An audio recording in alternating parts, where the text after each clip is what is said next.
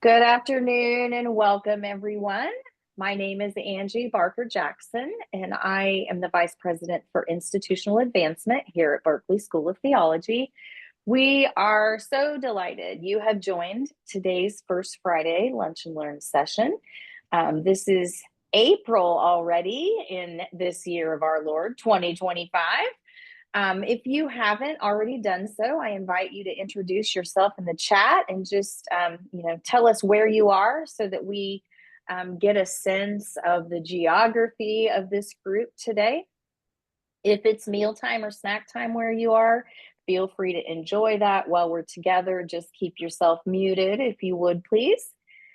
This series is sponsored and planned by the Alumni Engagement Office. Melissa LaBeouf, who's the Assistant Director of Alumni and Donor Engagement, is co-hosting with me today. And throughout Dr. Park's presentation, she'll be monitoring the chat.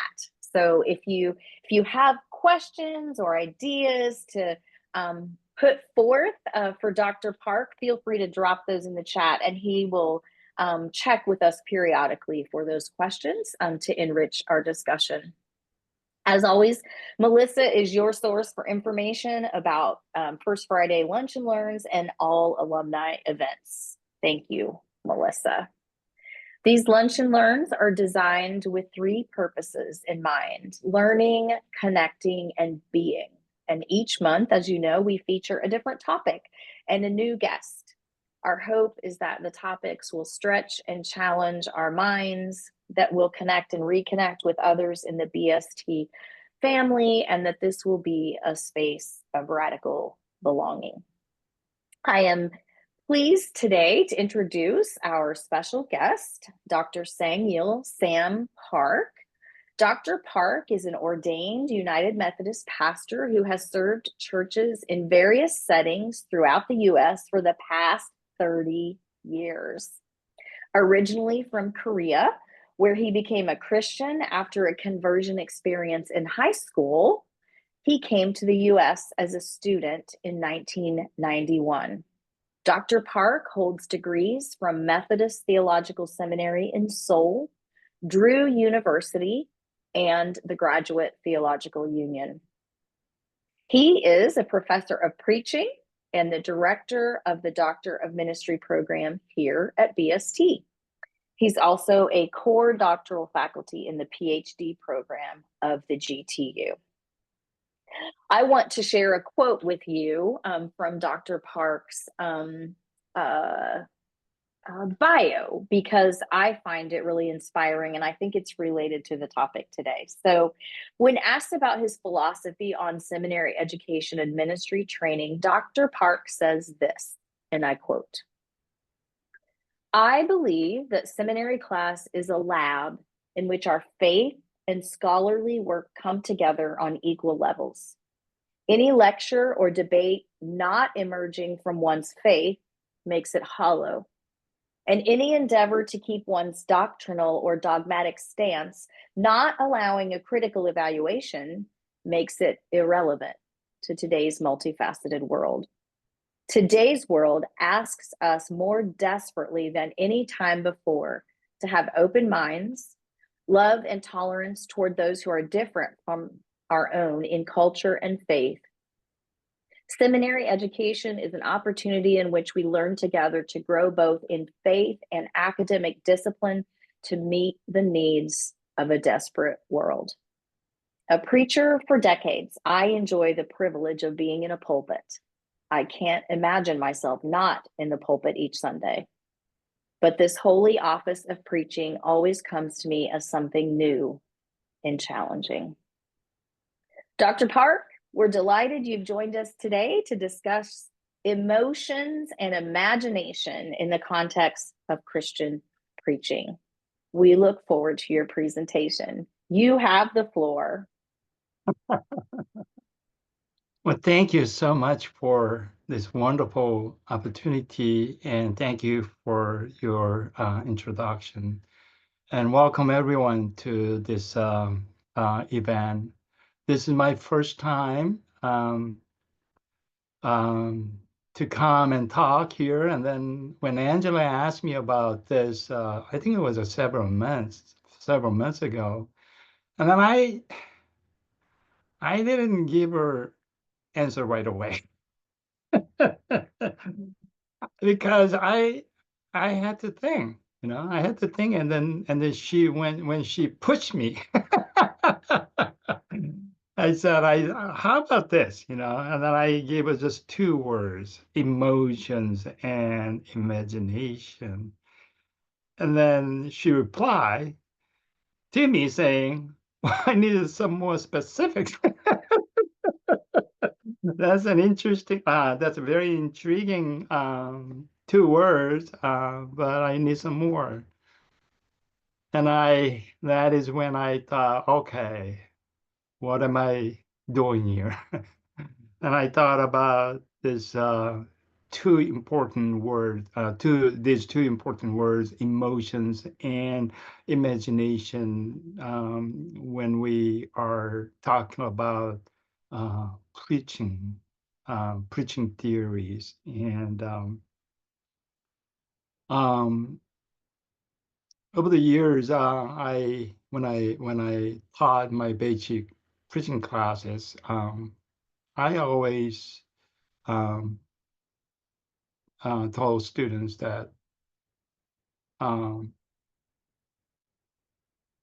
just screaming and throwing out a bunch of scripture lessons, that's not gonna change people. We need to be creative, and also we need to understand the culture and then what's going on in the minds of people. And I really like this quote. Walter Brueggemann said, Prophetic preaching involves creating an alternative world through imagination." And we know in some traditions, emotions are very important. Emotional appeal is very important. Whereas, while, that is not really encouraged in some of the traditions. So that's where we are. And then I thought, probably this is what I want to talk about today. So I'd like to share my PowerPoint today. Um,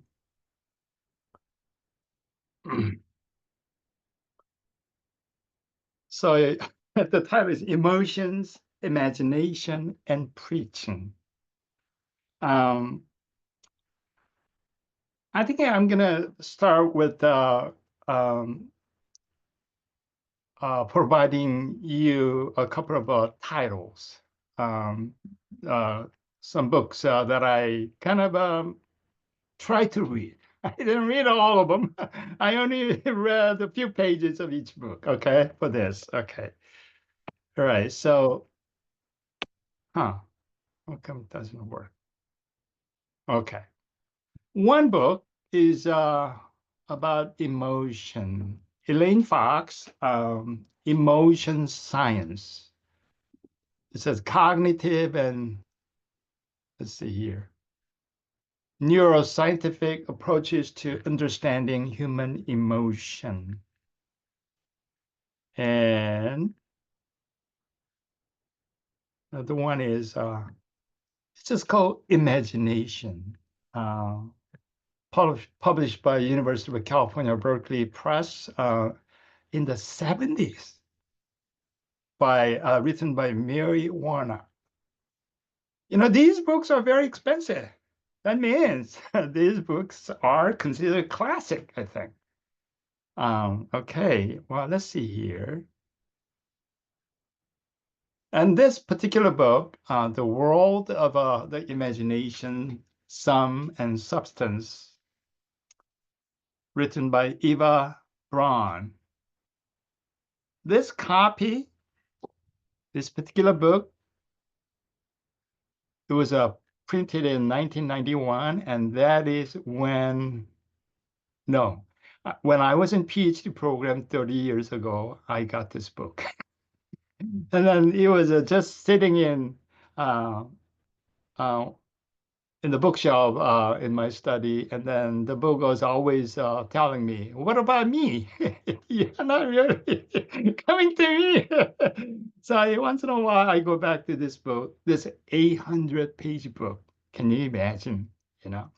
So this particular book gives some historical survey of imagination, philosophical, historical, and also theological. The other two books is this is a kind of a neuroscientific approaches, right? The philosophy too, philosophical. This one totally philosophical and historical approach. So, well, don't ask me about these books because I only read a few pages. All right.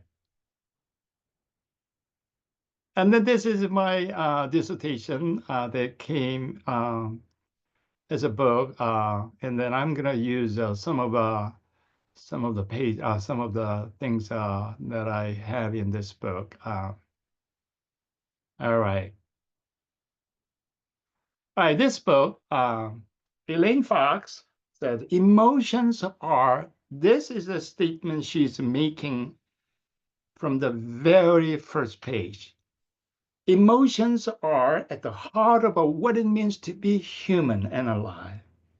At a minimum, every living creature must be able to avoid danger and approach rewards. And it is emotions that enable these behaviors. I thought that was very uh, true and a very powerful start of the book. And then she continues, the relations among cognitive and emotional processes appear to be bidirectional. In other words, while cognitive processes do have a strong effect on emotions, it is also the case that emotions have a strong effect on cognition.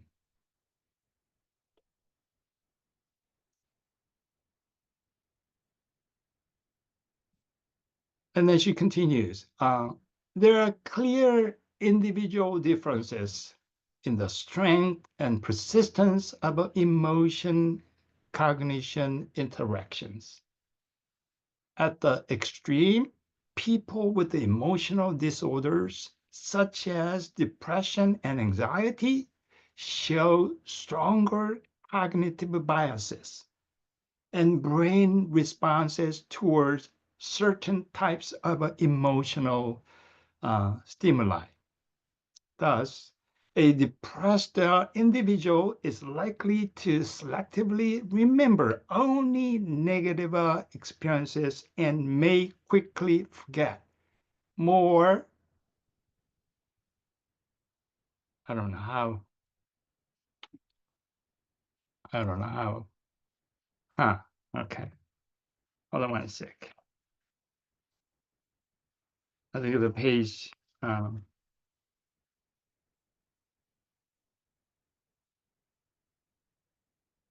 okay.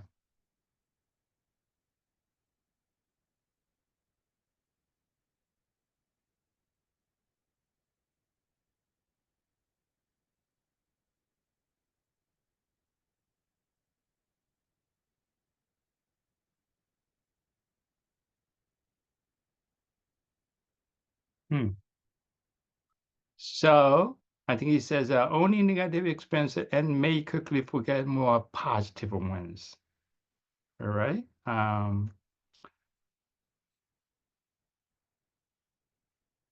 right. Let's continue.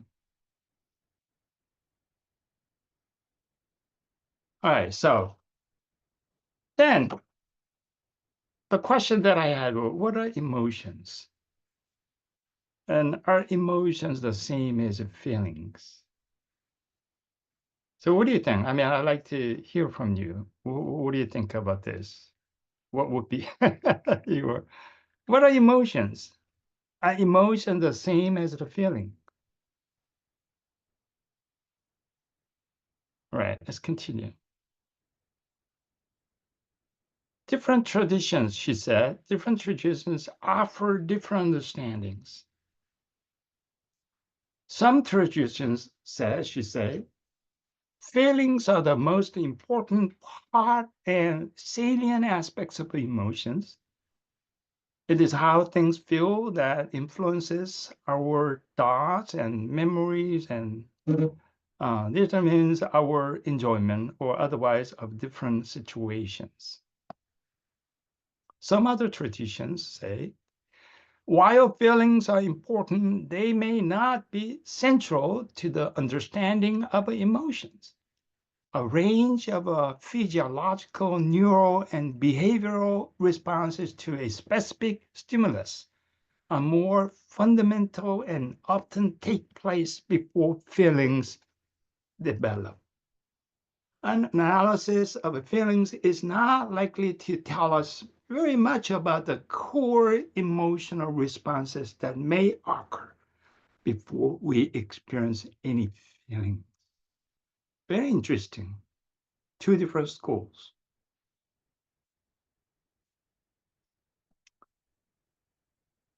And then this book, Imagination by Mary Warnock, she defines imagination like this. Imagination. She's following this 18th century Scottish philosopher David Hume, who defined emotion as a thinking of objects in their absences.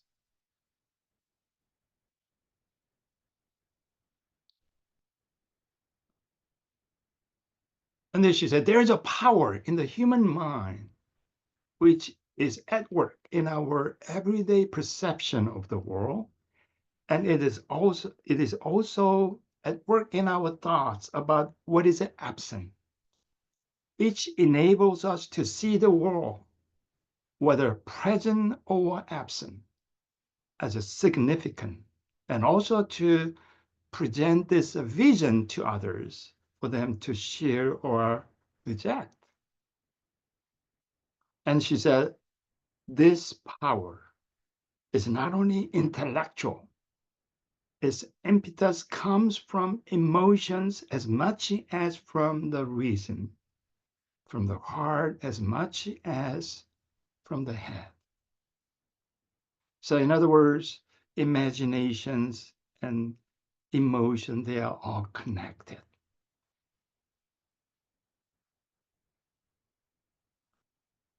In this book, Brand writes, the imagination itself is morally neutral, not amoral, but premoral. That's exactly why it functions as the place where good and evil apparitions from the world present themselves for review, and where in turn the dark and the bright impulses and counsels of the soul take on a shape and adjust. So when I saw that, wow, what we're going through right now as a nation, this imagination of America first. Imagination of sexism or racism. All this. I thought I came to think about all this. Imagination itself is a neutral, but can be bad, can be very positive. Dr. Park, before you move on from this slide, there's a couple questions in the chat related to Okay. this slide. Read it, please, because I have a hard time. I can do that, sure. The first one is from Luis, and he's asked, what do you mean by pre-moral in this quote? Where it Probably, says, yeah, probably, there's no value judgment. It's a neutral. okay. Yeah. Okay. And Barbara has asked, wouldn't you say that both these last quotes hit on what Hebrews 11:1 tells us? Hebrew 11:1. What's that? What does it say? It says that hope is the evidence, or faith is the evidence of things hoped for, but things not seen. So you're talking about something that's in the imagination, something that's not physical or tangible, but in our spirits, we are seeing what the possibilities of that could be. Yeah, And when you yeah. said that, I thought, okay, that's Hebrews 11:1. We use the same word, imagination. It could be very bad. It could be very good. Yeah. So it's a kind of, it's up to us. Right. Thank you. Mm-hmm. Any other You're comments? welcome. All right, let's move on. So question. Here are some questions. If emotions are more profound than we can feel on the surface, and then hard to get at, what would be an effective way, if there's any, to handle those emotions, especially in preaching? That's my first question.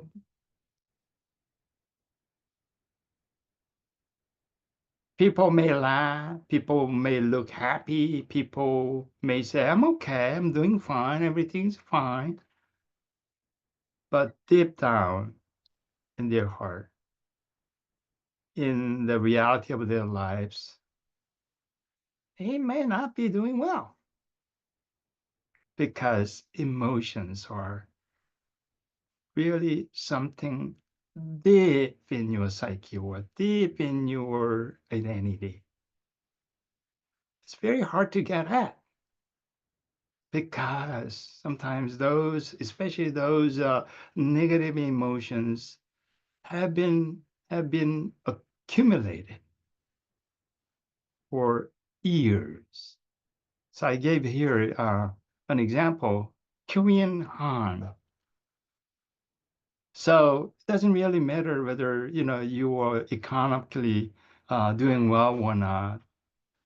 When you have a history in which you as a nation had been invaded by foreign powers for centuries, you have this uh, emotions. It's very hard to get at because they are so deep in your identity. Same thing as a Black experience in this country. And I was thinking, what the Palestinians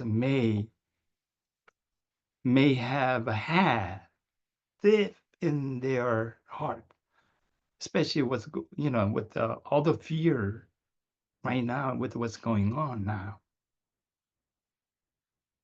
Any comment? So what would be your answer? How would you touch that emotions, those emotions?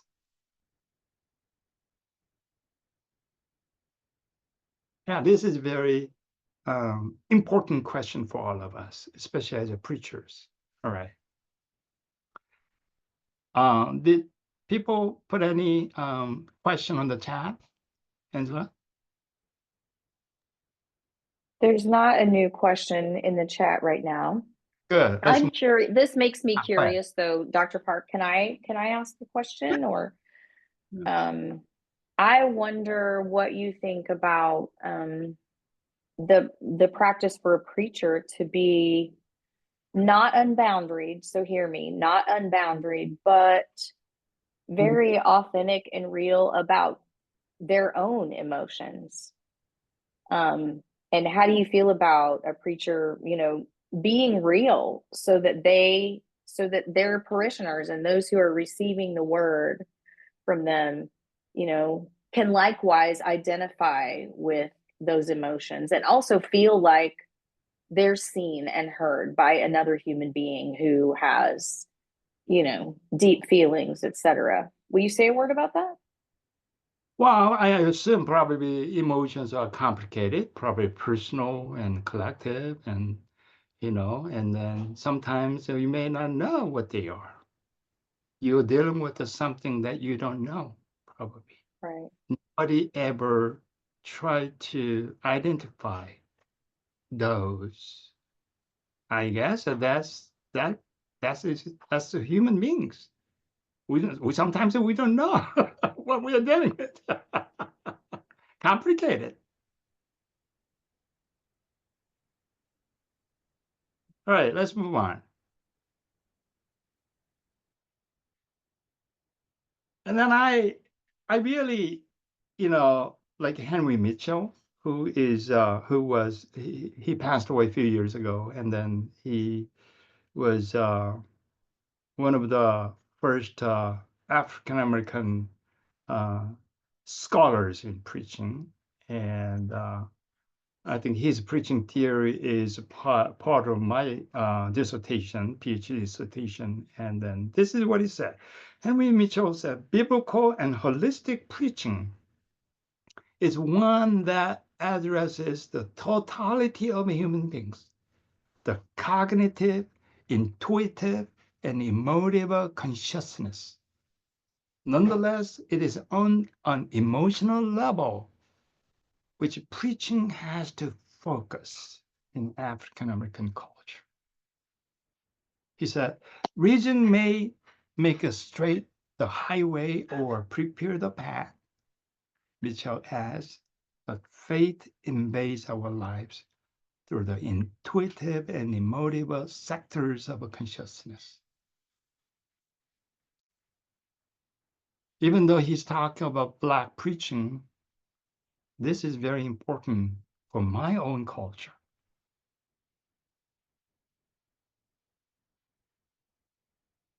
So Mitchell's book, Celebration and Experience in Preaching. Preaching is about effective performance. Probably most of you um, have been to, those dynamic Black preaching event. So you may know what he's talking about. He said, through the celebration, people's people's deep feelings are expressed. And then deep trust levels are generated and faith is inscribed in the heart of a people. And through that event, preaching can enhance their self-esteem as God's people and helps people to overcome their hardships and transcend their experience of oppression in American culture. So I would say I would use this word healing or transformation through this preaching.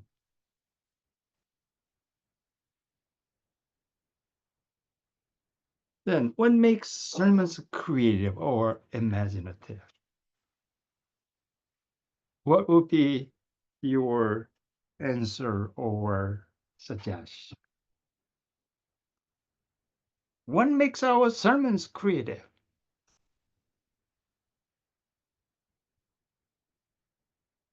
But there's a book, Preaching the Creative Gospel Creatively. In this book, Francis Russell writes, creativity is cut, not taught. Isn't there something? When I saw that, wow, that's amazing. The study of a great literature. So is the study of a life. Those are brilliant authors. They know how to describe, they know how to analyze human lives. That's why their works are popular. That's the best way to understand human beings and their lives. reading those great novels or other literature. And the serious novelist would do more to enrich experience, awaken imagination, and sharpen observation, and explore character than any other teacher.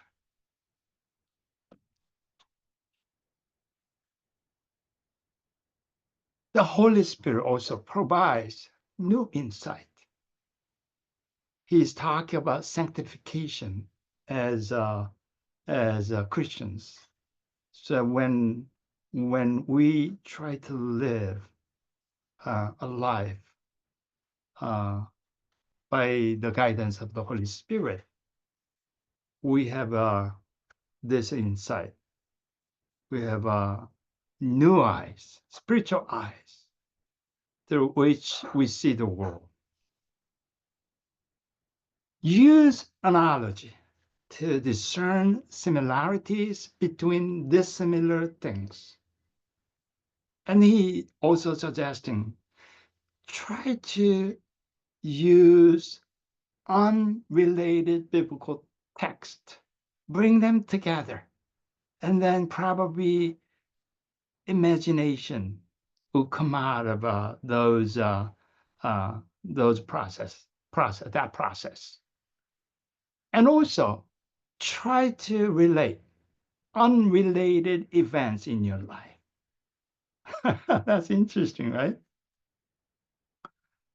He said, put theological concepts into non-theological terms. Try to convert timeless truth into timely and contemporary truths. And try to tell stories. We know the importance of storytelling. And then I Dr. always, Park, yes, sorry. sure. There's a few comments and questions about storytelling in the chat. Would you like to hear those? Sure, yeah. So let me finish this. So Okay, sorry to interrupt. yeah, I am a fan of a storytelling, okay? And then this is something I always tell my students. We need to come up with the wonderful, wonderful stories, but those stories with a small c, small s, they have to support the story, capital S. As long as they are in the service of this the story, go for it. What are the questions? I think you just answered one of them. So Bill asked, is the use of storytelling a good way to communicate to a congregation? And did you just say to us, if those stories we tell support the story we're charged with telling, then it's a good way to communicate? Did we hear that right? Right. Okay. Yeah. And I love here, LaDonna says something too about telling stories in ways that allow me or allow us to see ourselves in them. Maybe you'd like to say something about that. Well, I mean, we're welcome to bring in our own stories. Everybody should, I think, because you cannot separate yourself from the event of a preaching. When you are standing in front of people, your whole being is part of this whole event, right? Your character, Right. your life, and everything, right? And your story should be part of it. But same thing, your stories, at the end of the day, it's not your story. It should be this story, the story of a God, gospel story that remains with people. Very good. There are two related comments in the chat also. Barbara says, using one's imagination to focus not only on the main characters of the story, but also paying attention and exegeting the activities of the background characters. So she's saying there's something about those, I'm assuming, biblical characters that we're talking about or reading about. And Shin Chang has commented on her comment and says, I think preachers could also use imagination to feel emotions of characters to bring them alive. So maybe you'd like to say something here about characters in the story and how we lift them out or lift them up? Well, when we analyze the biblical text, we're not just analyzing the text. We're analyzing the characters and the background and the intention of the author and all that, right? Context of this, a literary context. So we have to analyze, and then we have to be on top of that. And then, a lot of preachers, they may have all this information, they spend 20 hours working on this particular text, and then they have I got this new information about this story. That's so wonderful. Or it is a historical fact.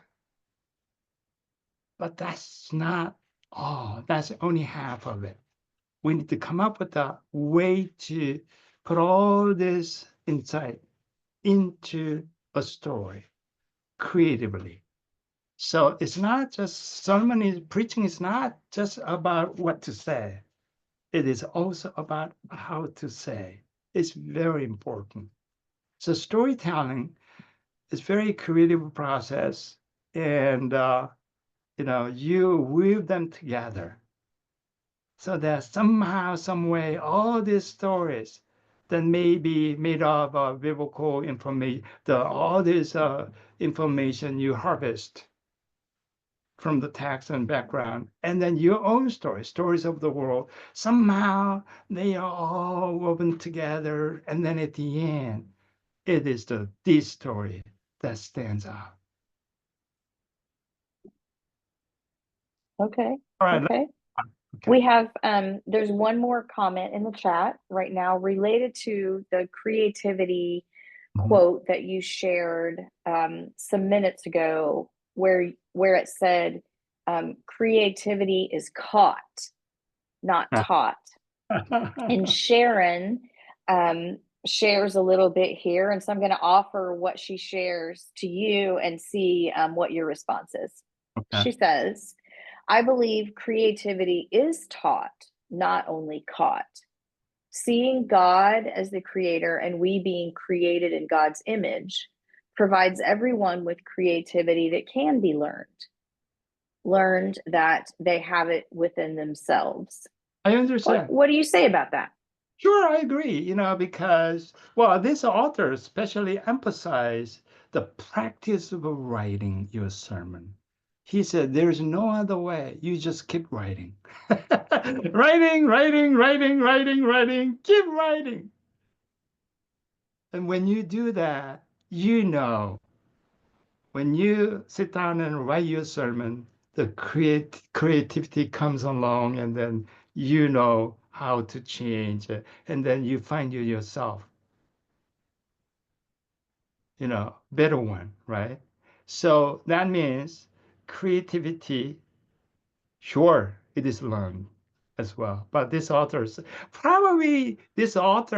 the reason why he said it is caught is probably he's not really, probably it is, he said, is something out there, is a kind of a finding. It's a matter of a discovery. When you read, you go out into the world, in the wilderness, and you see, and then all of a sudden you see this, something you never saw before. But I agree. Yeah, it can be learned. It can be improved. Sure. All right, let's move on. All right. What would be some of the dangers and benefits for us to use the imagination in our preaching? That's my question. I think it's, I already mentioned something. What we're going I think we just got a comment in the chat that I think could potentially intersect with this question. So Marjorie says that the message of the gospel is simple and universal, but contextualizing it to accommodate cultural nuances of the audience is key. And she says that's where imagination and creativity has its influence. And then she mentioned several aspects of culture that we could identify as we contextualize the message, like race, class, gender, sexual orientation, age, etc. Seems to me, looking at your question, that maybe some of those things, that contextualization or lack of contextualization, could answer this question a little bit. Is it dangerous not to contextualize the gospel message? Well, it should be contextualized all the time, because we are only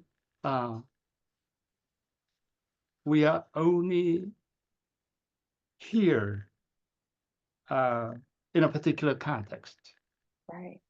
Right. And so we have to ask all the time whether this is really appropriate. This is really appropriate. This is really faithful to the content of the gospel. So that's how we avoid the dangers. And then culturally too. Okay, let's move on. We only have probably 10 more minutes. So that's right. Very good. Is an emotional appeal important in your practice of preaching? If so, why? And what kinds of tools are available?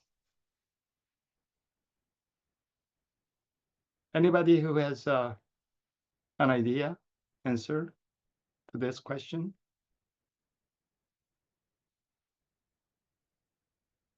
Okay, let's move on. So I'm a fan of this guy, Aristotle.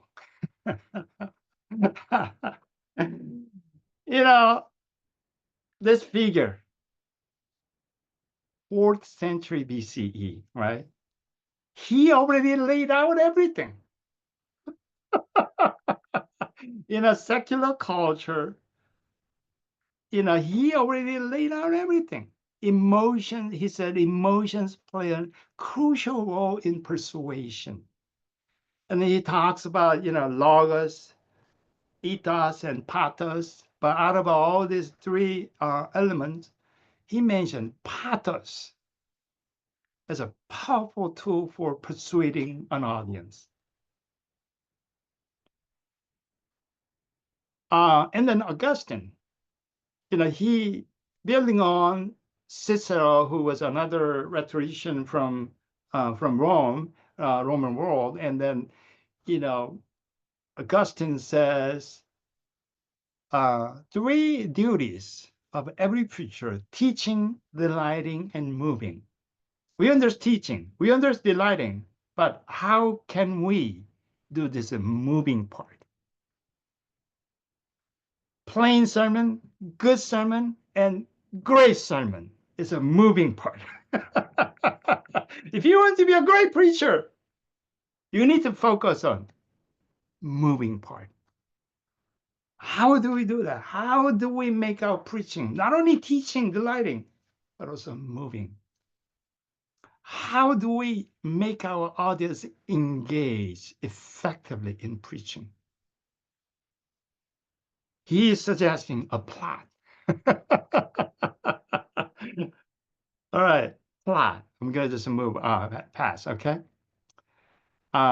He said, for Aristotle, the effectiveness of a tragedy is best achieved when there is a combination of the predictable and the unpredictable in the plot, along with a reversal that leads to a new discovery.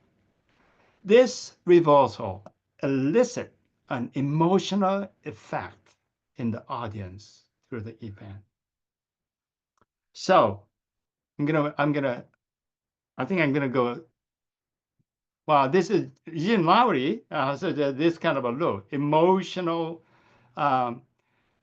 change, state of condition. There's all of the reversal of your emotion. So well, I like this though. What comes to your mind when we talk about this plot, and then there's a storytelling, and also there's a sudden reversal? in our biblical story. I think it is, I mean, the first thing that came up to me was this, the story of Nathan rebuking King David, right? So this author of 2 Samuel, oh, he's creating a wonderful, wonderful story with the images. He said there were two men in a certain town, and one rich and the other poor.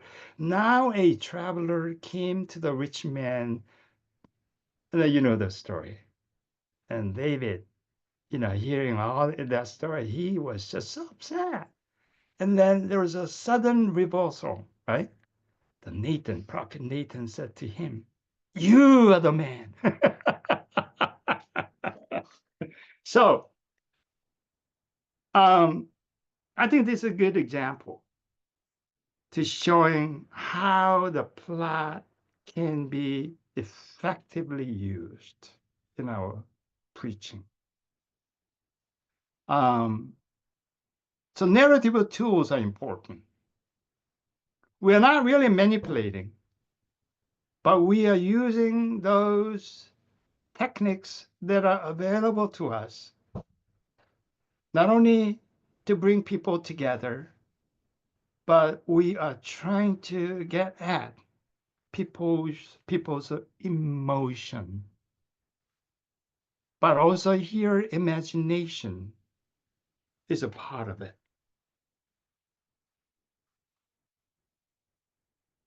Any response to this?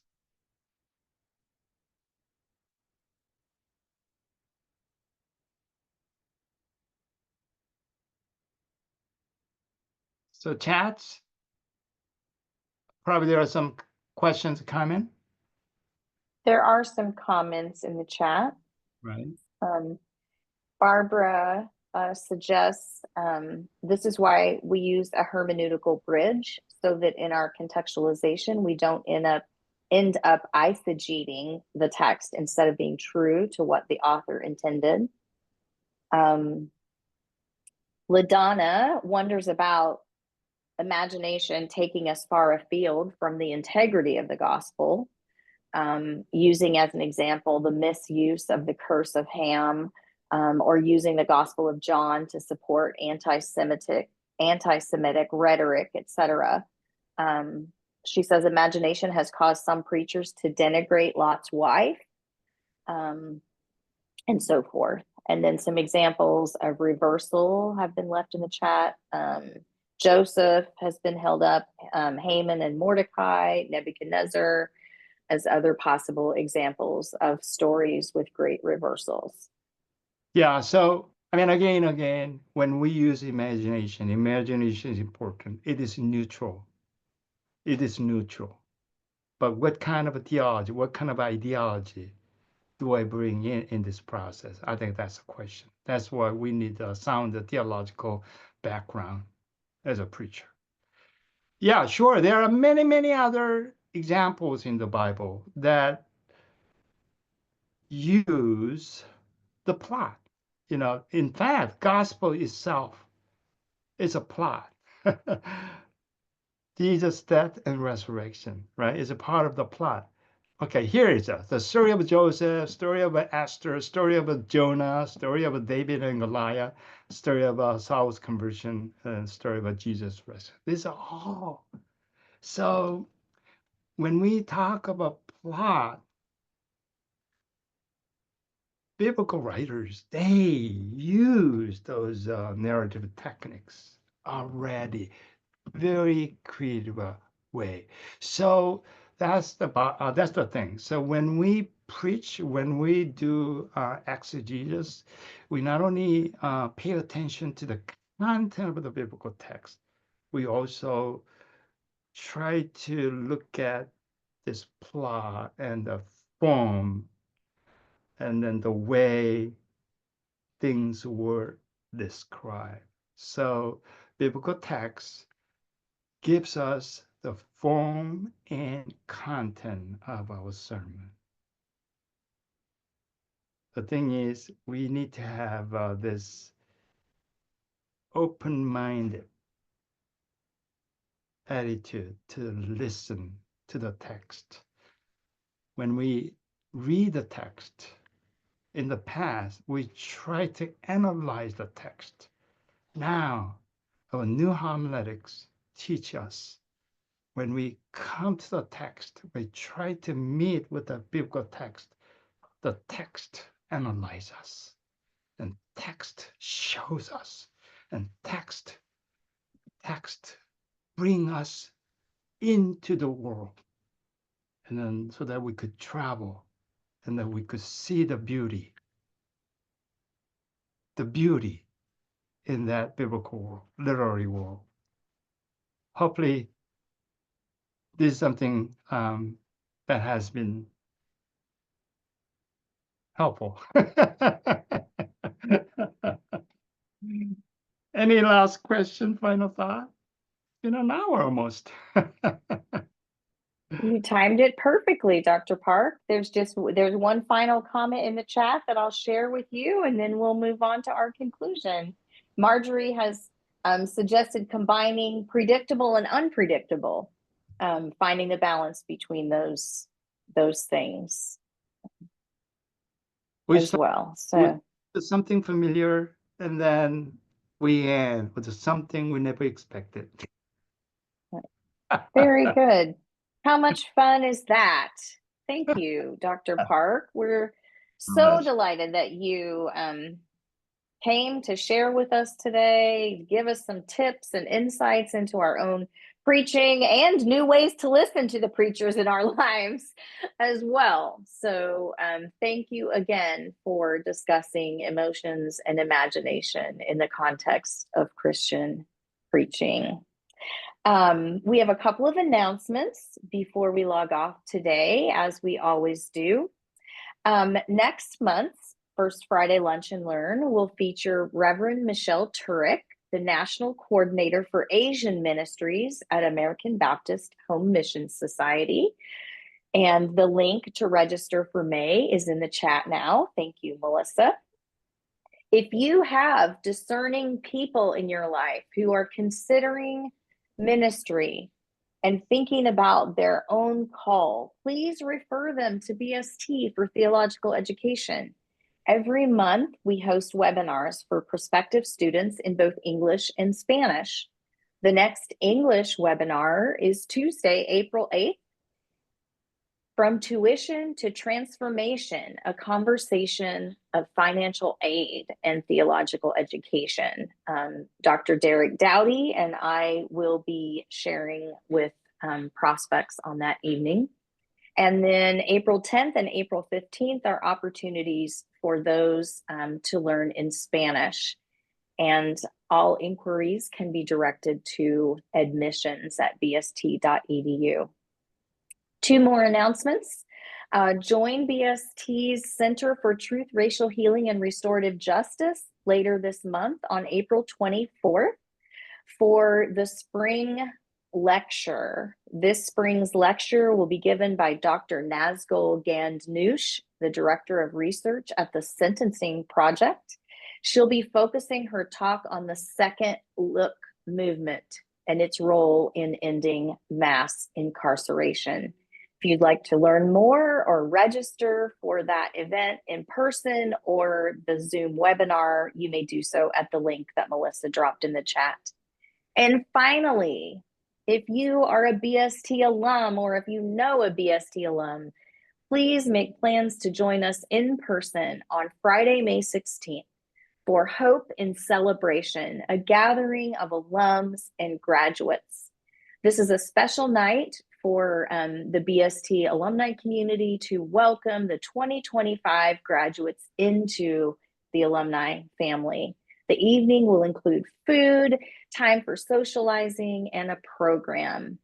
You may register using the link that's in the chat. Thank you all again for participating with us today, joining us in the middle of a beautiful Friday afternoon. We can't wait to see you again in May.